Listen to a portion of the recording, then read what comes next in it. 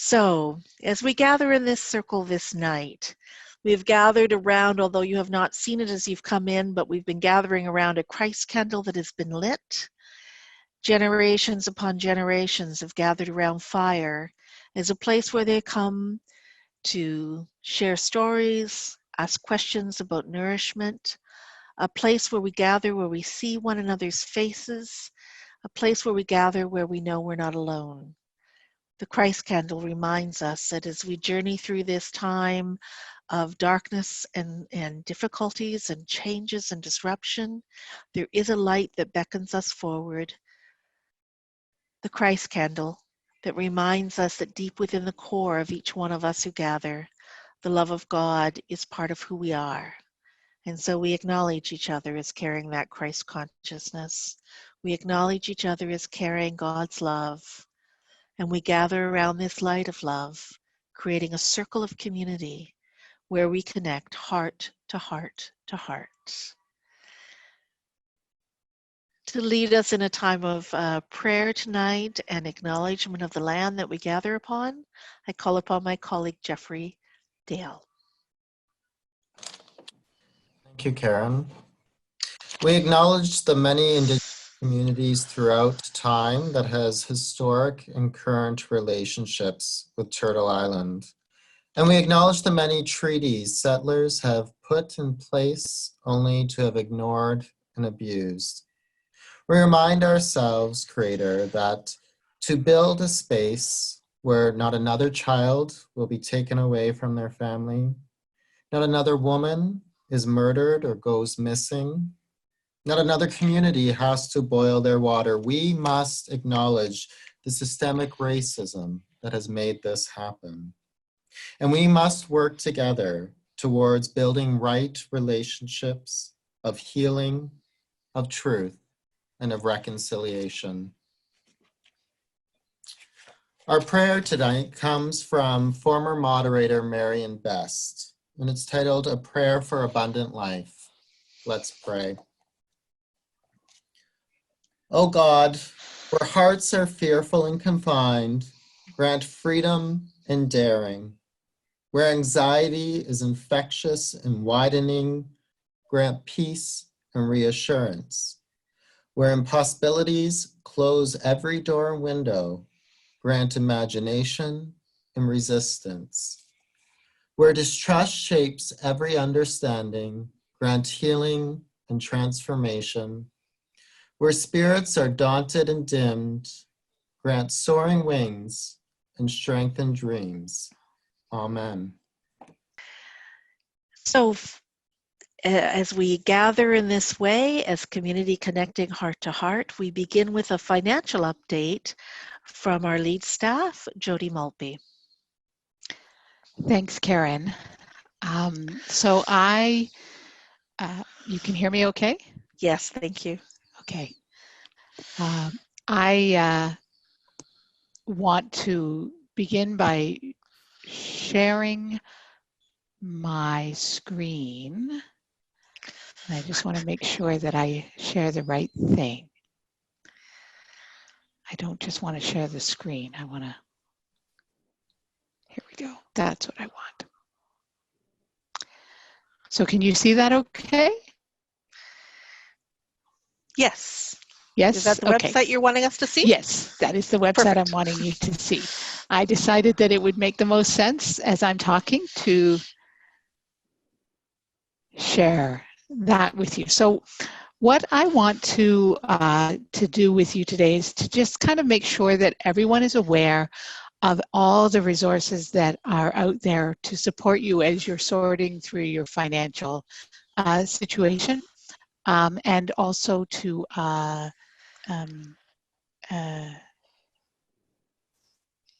answer any questions that might come up. So the first thing that I want to make sure we're all focusing on are the resources that are available to support congregations as you're attempting to do your stewardship work.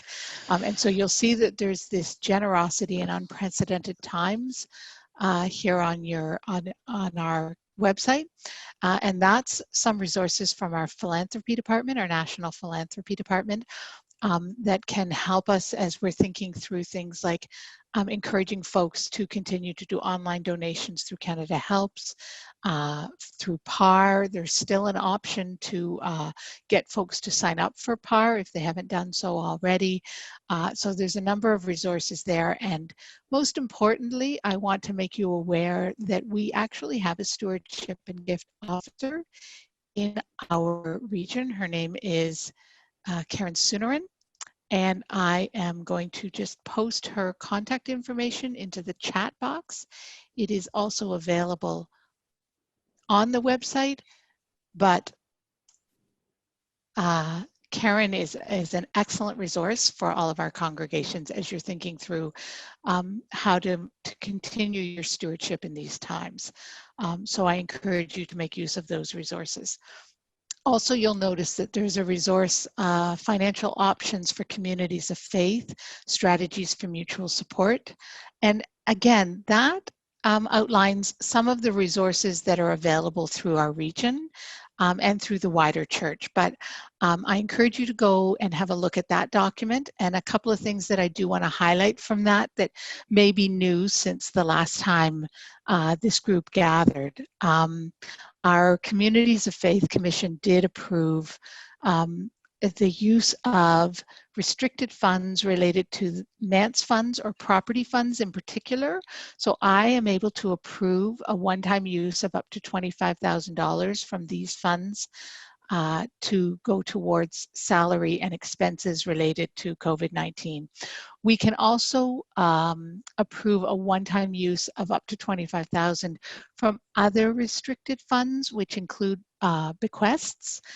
This would be a loan that you would be expected to pay back, but it is a way to access funds that you already have available to you without having to necessarily make use of investments, because we don't want to cash in investments right now if we can avoid it.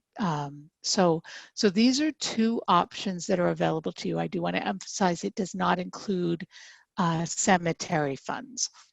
But if you have restricted funds that you'd like to be able to access, I encourage you to please contact me. And so I'm just going to now put my contact information into the chat box as well. So that's me, and please give me a contact if you're looking to use some of those funds. The other resource that is up there that I really draw your attention to are these two congregational finance webinars, in particular the one for treasurers. These are recordings of the webinars that were held last week. They are excellent resources. I think a real strength of what's emerging from this difficult pandemic is how well we are partnering at all levels of the church. And so I really want to lift up these particular resources to you. And I'm pretty sure as names were scrolling through the chat box that I saw Clyde Harris's name, and he provided some excellent information on dealing with rentals and long-term tenants in this particular webinar. So I encourage you, if you haven't looked at it, you can do so. And there will be another webinar. And so now I'm on the General Council's COVID-19 website. You'll see up at the top here is the where this is found. You'll see that there's a financial webinar tomorrow, Wednesday, April 1st. General Council is using YouTube just because of the high volume of people signing on. And then there's another one on Wednesday, April 8th. So I encourage you to, if you are able to go and participate in these webinars. If you're not able to, they are recorded and you can look at them through the United in Learning website. Usually last week it was up by Thursday morning. And they're just providing a wealth of up-to-the-minute information. The General Council Office is looking into a number of options for us. One of the other pieces that both regionally and at the General Council that we are doing is we've both set aside some funds to make those available for loans to congregations to help get through these next few months, in particular focus on salary, but also recognizing that other expenses may need to be addressed. And so we're in the process of working on criteria for those loans, but if you are concerned about your financial sustainability over these next few months, please be in touch with me.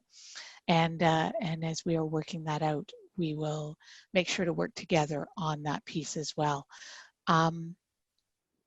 And then the other thing I wanted to mention that isn't specifically to do with finance, let me just get back to, let me get back to our website, is we're starting to get questions about governance, and in particular being able to have congregational meetings and what kind of thing we'll look at for how we do notice and how we hold those meetings.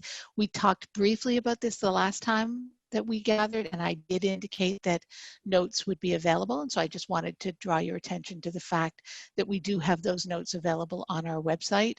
And so I encourage you, if you're thinking about having a congregational meeting, to please have a look at those. And then if you do want to talk through any of the logistics around it, please do be in touch with me, and I'm happy to help you sort out those details.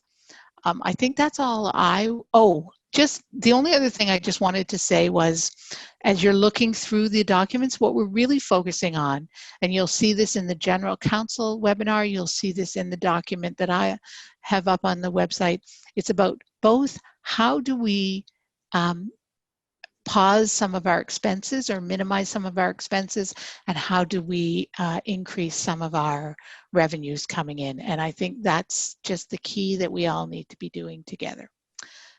We're Bob and Liz Lister from Leaside United Church in Toronto, and of course, like many churches, a lot of our outreach depends on income from two sources. Certainly, rental supports our church in a big way, probably a third to a half of its income. We've been co-chairing our refugee resettlement committee, which is sort of a permanent committee. So, but Liz is chair of M&P, so the whole topic of salaries, and we're continuing to pay our employees. But with the loss of income, and we have two sales a year that generate $50,000 in total. They're massive things. And we've had to cancel the May sale. So like everybody, that's a real hit, because a quarter of that goes directly to our outreach work. So it's more gathering information and hearing for our treasurer, and that the idea of the webinars on congregational finances. I think that's helpful.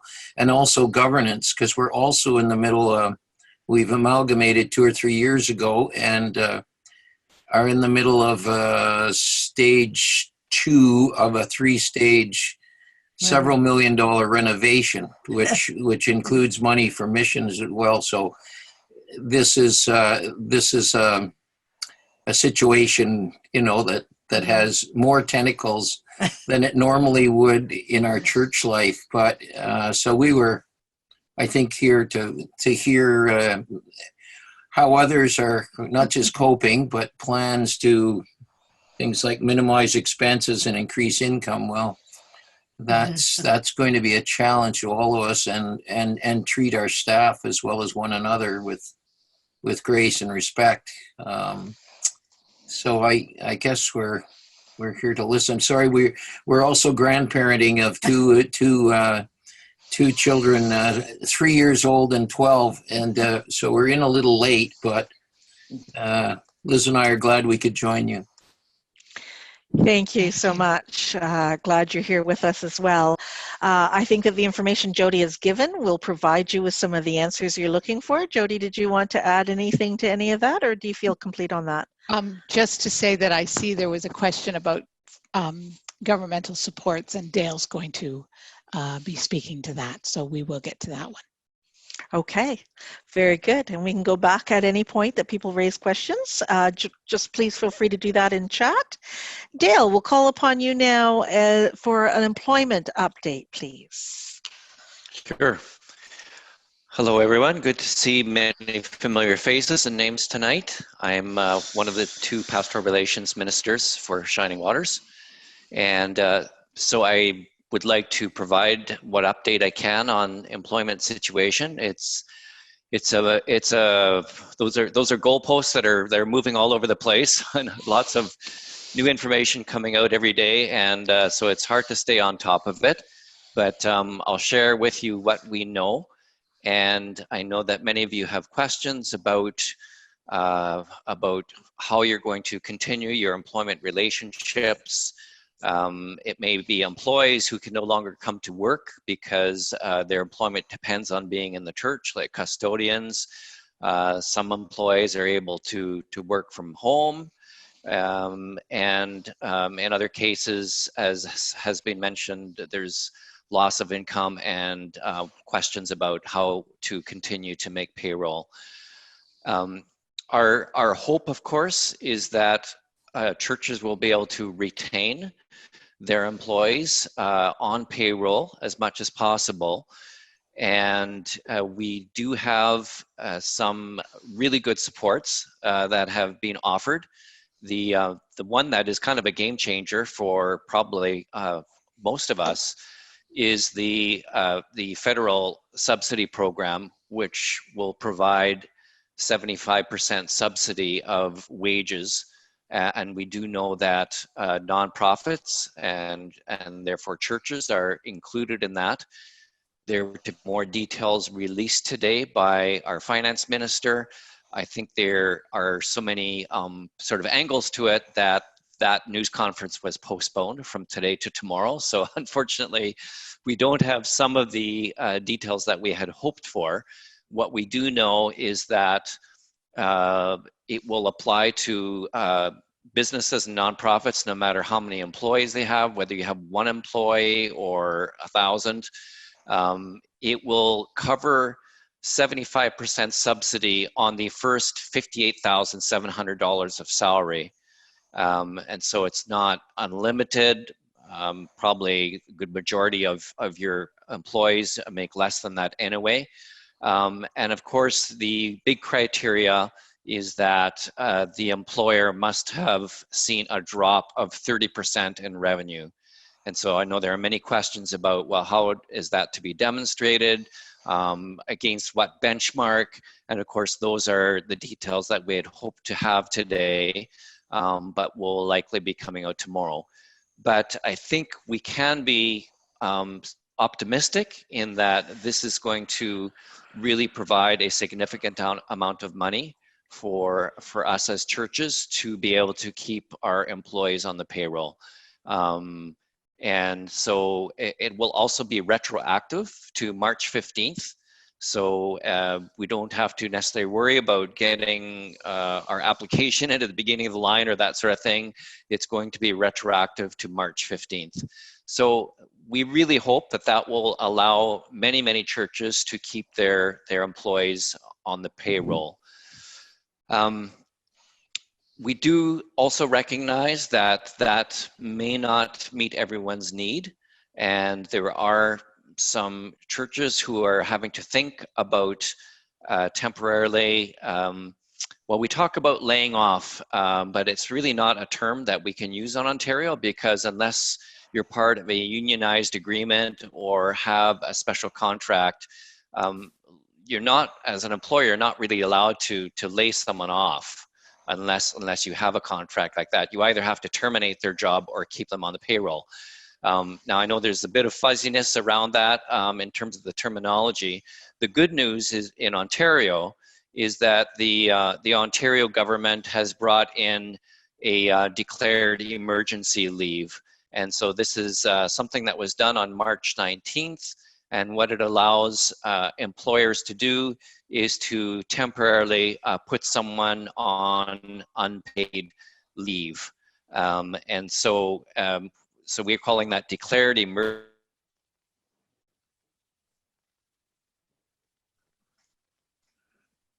Oh dear. Dale, if you can hear me, if you could turn off your video. You've lost your bandwidth, you're frozen. Is that until the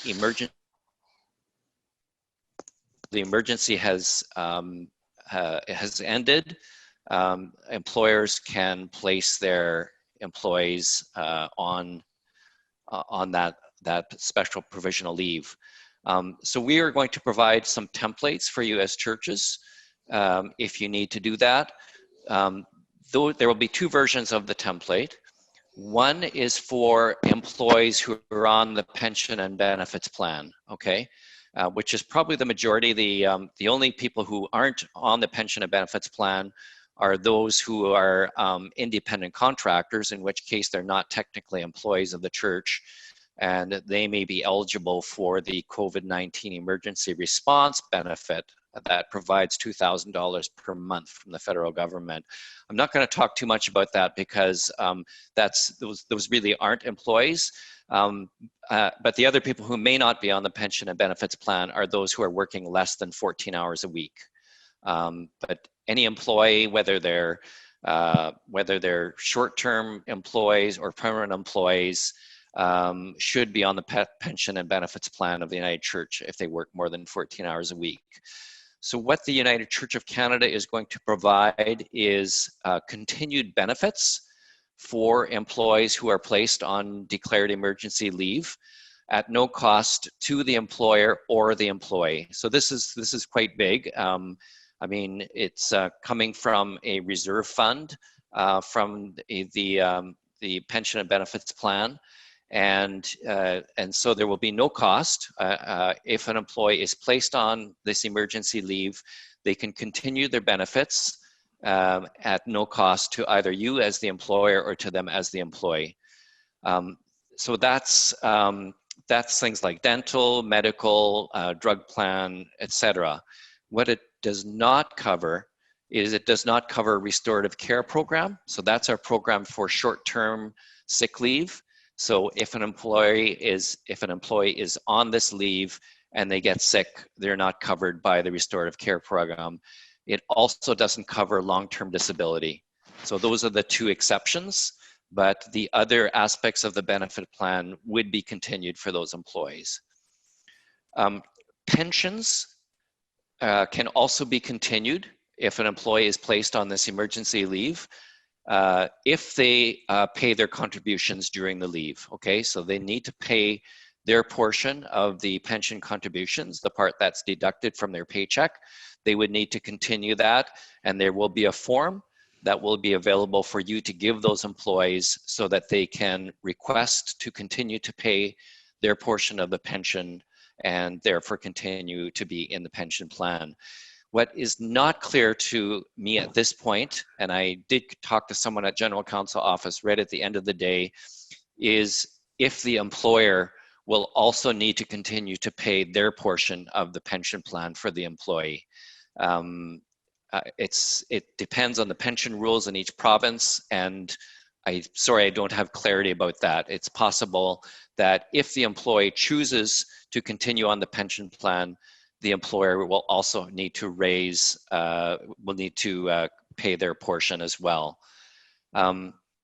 If the employee chooses not to continue on the pension plan, when they are recalled back to the employer after this emergency ends, they would have the potential to do something called a pension buyback, which means that they could pay their portion of the pension while they were away, and therefore sort of make up that time that they were not on the pension plan.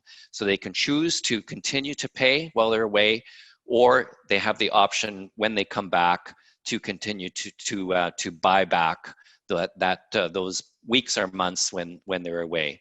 So we have a template letter that's going to be available so that you can use that with your employees if you need to go that route. And there will also be a second template letter which will be for any employees who are not part of the pension and benefits plan. We had hoped that those templates would be available late last week, then we're hoping they'd be available early this week. And because the programs from the federal government keep getting rolled out, they want to take into account the new information around the 75% wage subsidy plan before rolling out those template letters.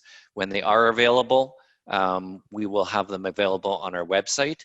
And we do hope that as much as possible, you will talk to either Todd or myself before you put any employees on declared emergency leave, and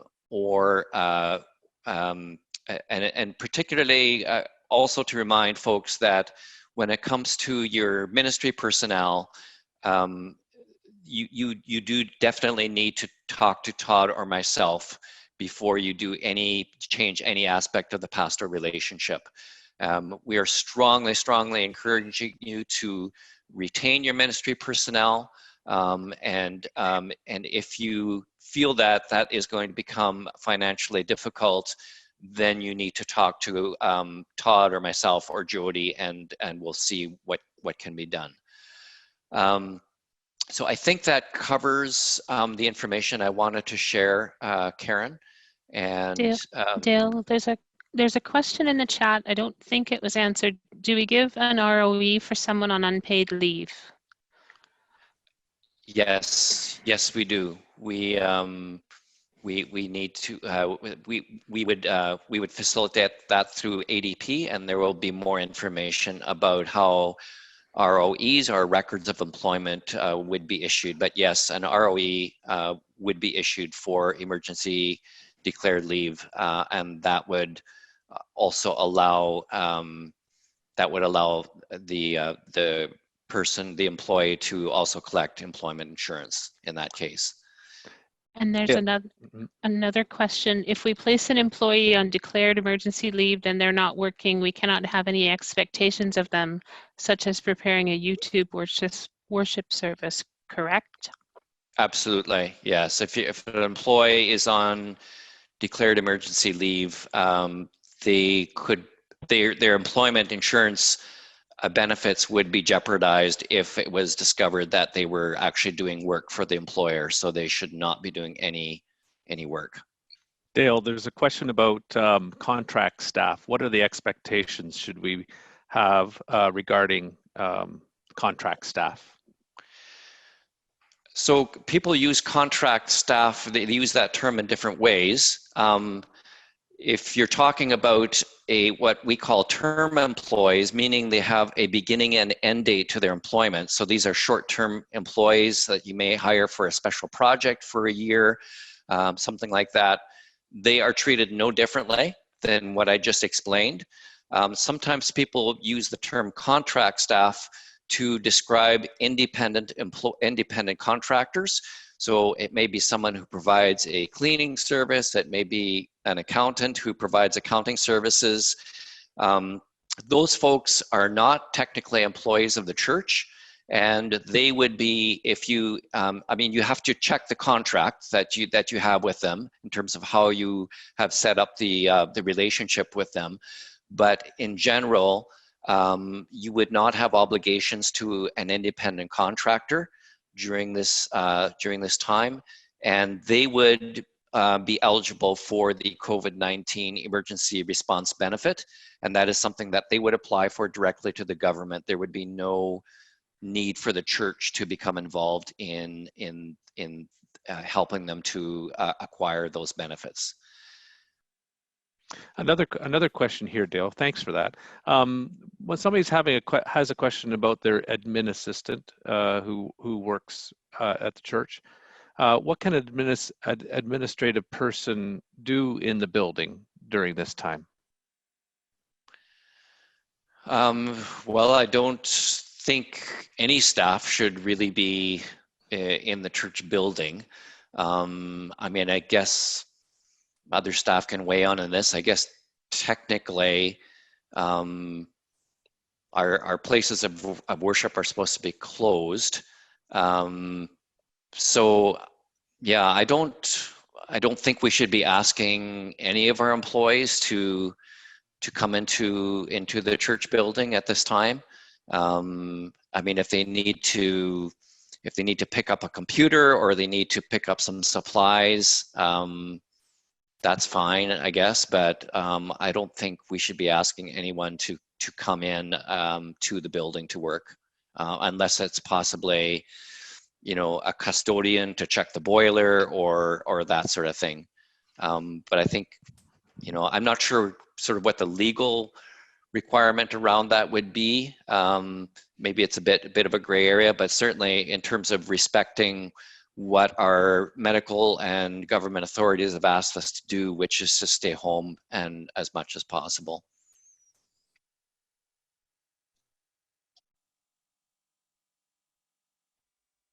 And there's another question. Okay, so why, I think you answered it, Dale. Why can't 2 or 3 individuals work in their separate offices during this period? And I think you've answered it. Do you want to say anything further to that, Dale, that we're just supposed to be closed, right? We're supposed to be closed and we're supposed to be working from home. I mean, I think as churches, we should be leading the way in terms of modeling what it means to respect the medical guidelines that have come out. But, you know, I think that's all I'd say on that. Yeah, I was talking to a community of faith who was talking about different people coming in at different times. My concern was, and maybe they're aware of this and I just didn't check, I mean, this can be passed on by doorknobs, it can be passed on by equipment, all those different ways. The surface transmission is significant. And so unless we're being like, yeah, we just need to stay home so that can't be possible. Yeah, so I see that there's a number of questions about, can a custodian come in and do certain tasks? Can someone in and check the building?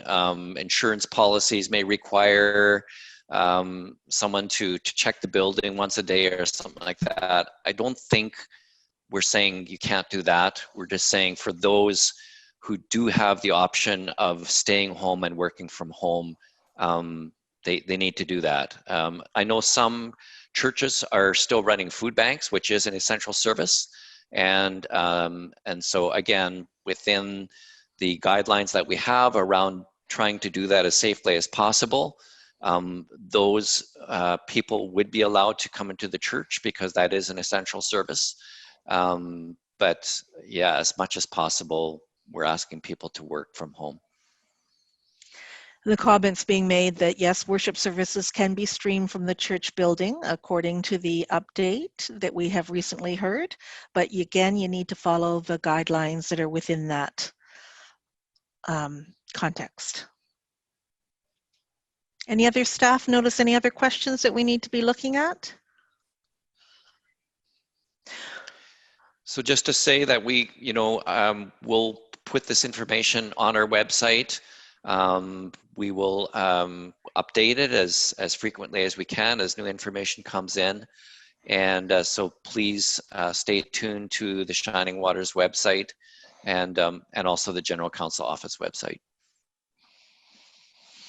Thank you for that, Dale. And as a person who has listened to this outline probably 7 different times, although it's constantly being updated, I'm really glad there's a couple of folks on our staff who are totally attuned to this and able to give us the updates. So if this felt like it was just so overwhelming, know that you'll be able to get the information on the website.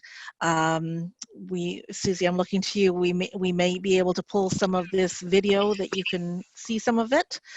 I'm not sure how we'll approach it, but we will make sure that you can get this information and it will be continuously updated because things are changing every moment. And I'm typing my contact information into the website, and Todd can do the same. And so please do reach out to us if you need help. So I'm looking to the final question that I see here. Where can the guidelines be found for streaming services? I'm going to turn it now over to Susie because Susie has been keeping our website incredibly up to date so that you can find information that we think is important to you that perhaps is from the General Counsel, but certainly that's from our Regional Council. So Susie, if you can guide us through the website to let us know how we can find information. Sure, thanks, Karen. Just really quickly, actually, let me start here, which is the address that I've given you for the website. This is our homepage, shiningwatersregionalcouncil.ca, and our button to our emergency page is right there on the front page. And what we've been trying to do is to continually move stuff to the top that's important. So the set of quick links are some of the first things you see over here on the right-hand side, which take you to the page from the General Counsel office, and then some of the more recent statements that have come to us from the General Counsel, including the statement from Indigenous elders and the recent moderator statement around funerals. And then there's a little menu at the top of the page that will help you see what's here all together and also jump down to those sections. So we have resources on employment, governance, pastoral care, and worship, and community ministries on the page. And as well as we're keeping track of our outgoing emails here right at the bottom of the page, you can find a kind of an archive of the things that we've sent out. So instead of searching through your email, you should be able to just quickly look at our list there that's got a post of what our most recent communication has been to you. We're trying to keep a fresh list of worship resources for you in terms of some generalized content, as well as some specific content on worship streaming and resources for group discussion and some reference material.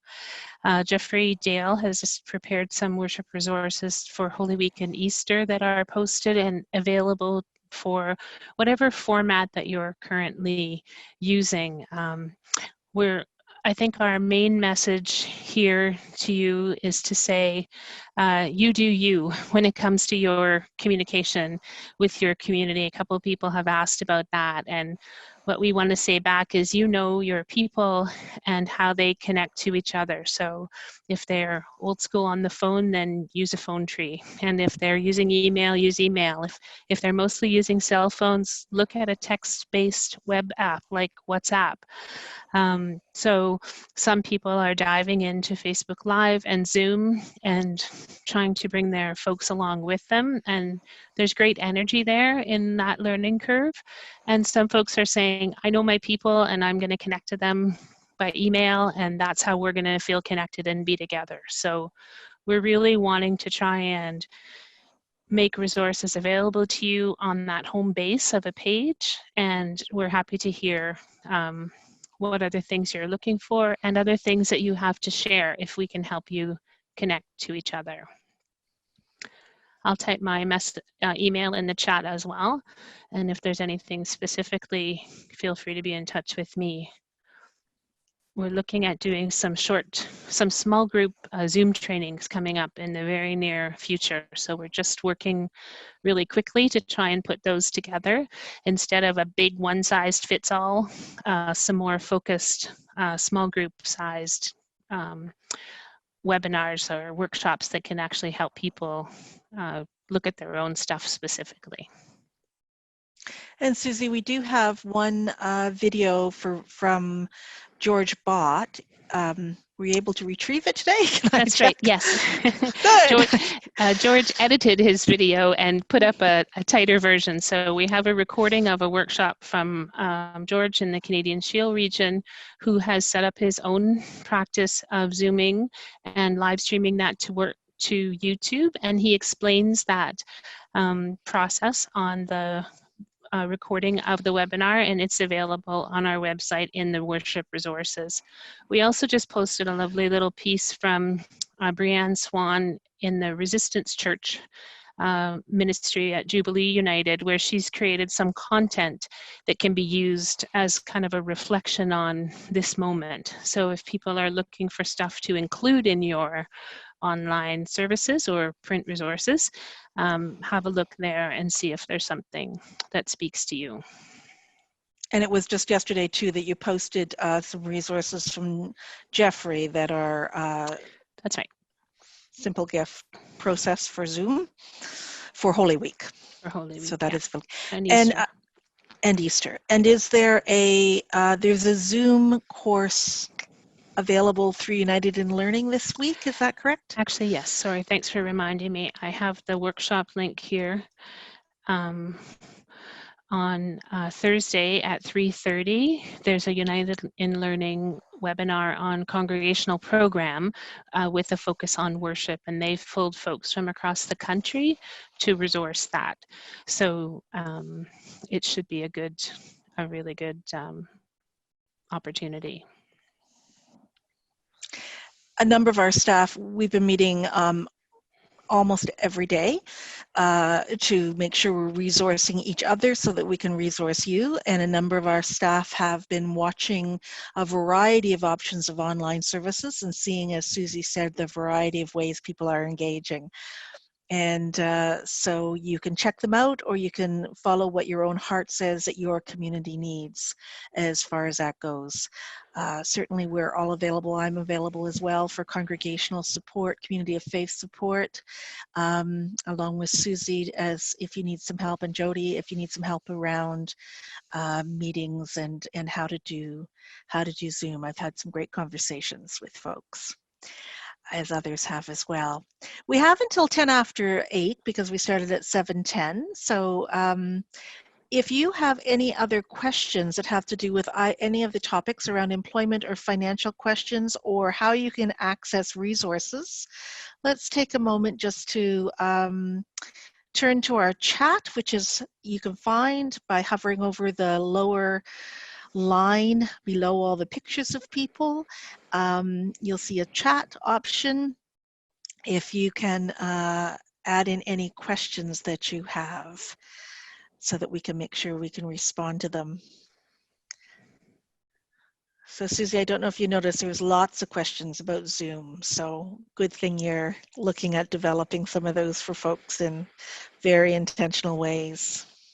Yeah, I'm happy to have, to the degree that I can, one-on-one conversations with people, and I have been having some of those as people are just kind of setting up their accounts and getting themselves connected as a church, and I'm keeping track of all of those conversations so that I can then maybe invite those folks back, the people who I know are new, to some of these small group pieces as we get them going. But there's also tons of resources about learning Zoom online, and we're trying to collect some of those as well. We have a page on our website that's just related to Zoom and some Zoom resources, and we'll keep adding to that. I'll post that in the chat as well. The question, Karen, about whether the moderator is going to continue his online Sunday services indefinitely. Yes, my understanding is at this point that is the case. Does anybody know anything different from staff? That's Peter. my understanding too, Karen. Thank you, Peter. Peter is our executive minister. I was looking for you a little earlier. I must have missed you on the list, Peter. Glad you're here.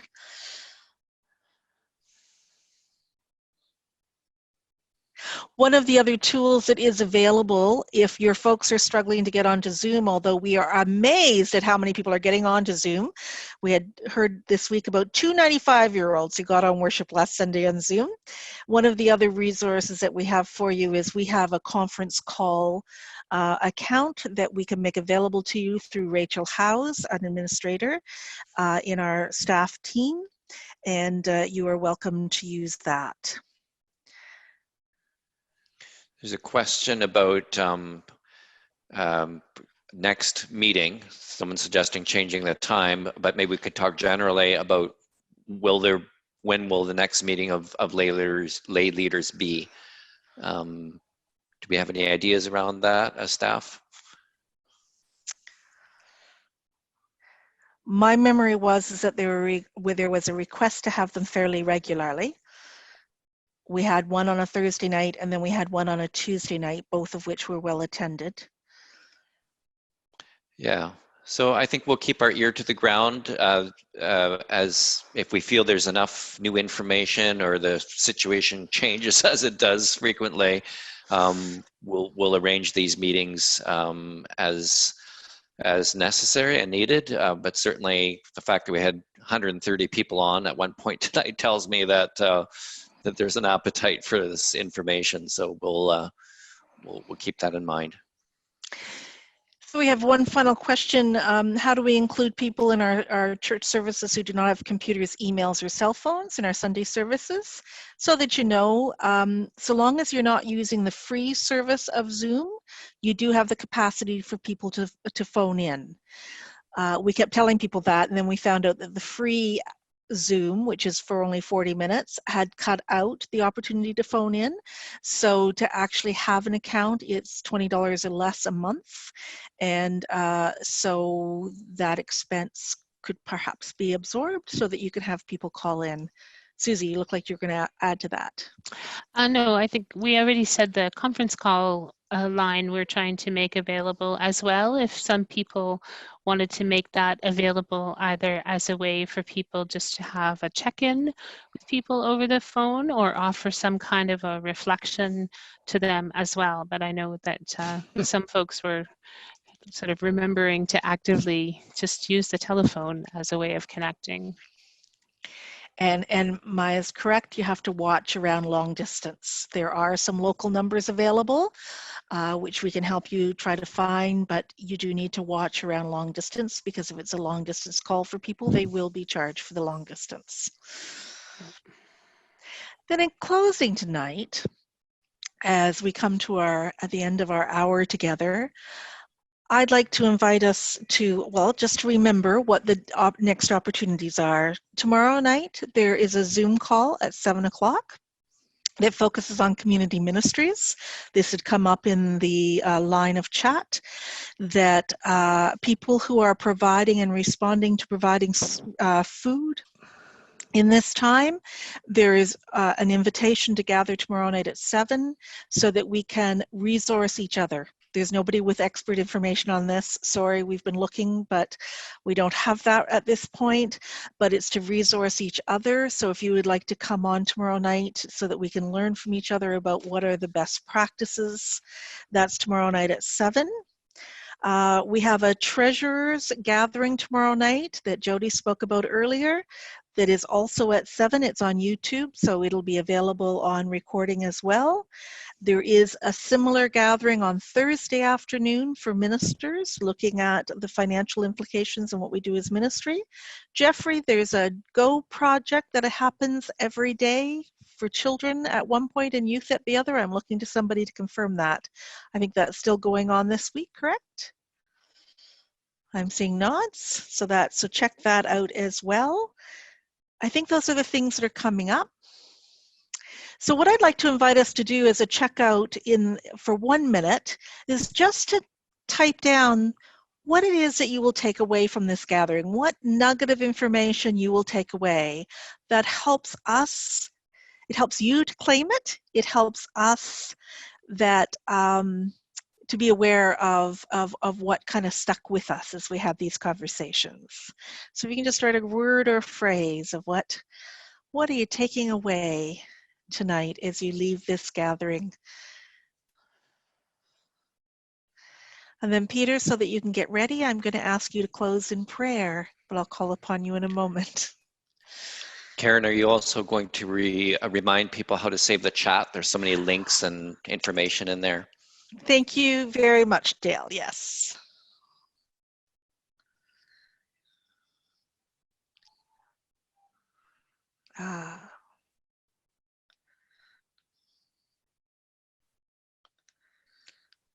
Thank you, and continue to name those as we draw this time to a close, and I'll stay on the call for a few moments so that you can add to it.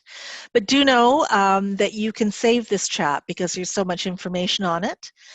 Down by where you were typing in your messages, on the line that starts out to everyone is normally what it says, and goes across, it says file, and then there's 3 dots.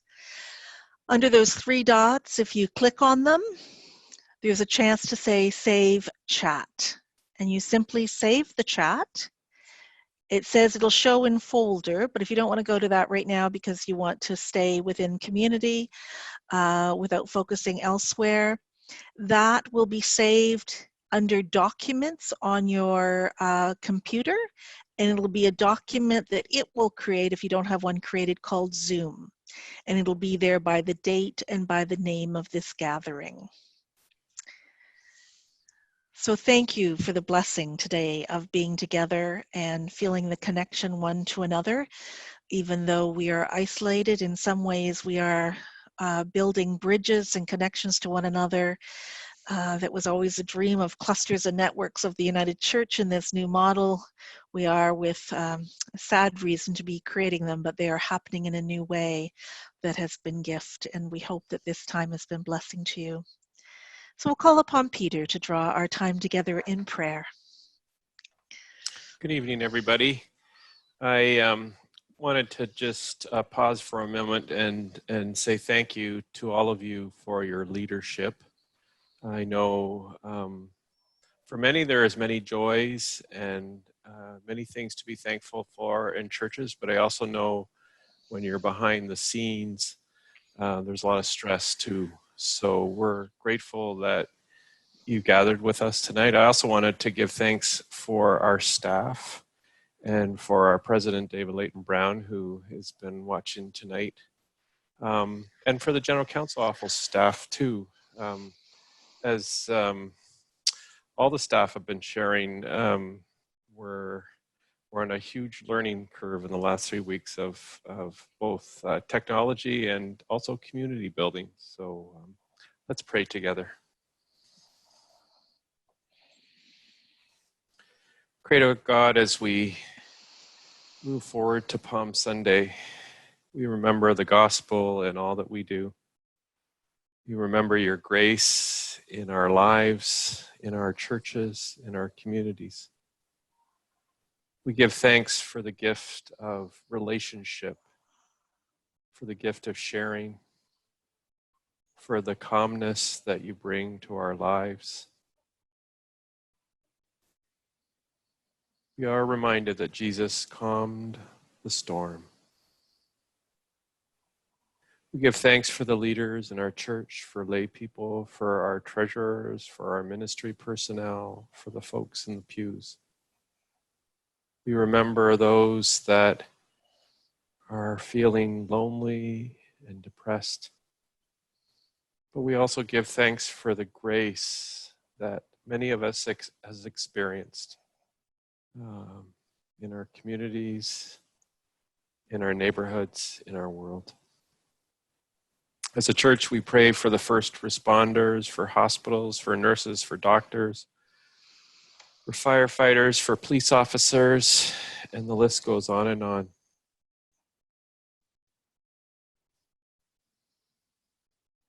As we share the gospel and the days to come through Palm Sunday, through Holy Week, through Good Friday, and through Easter, we pray that your Spirit, your hope, your resurrection is with us in all that we do.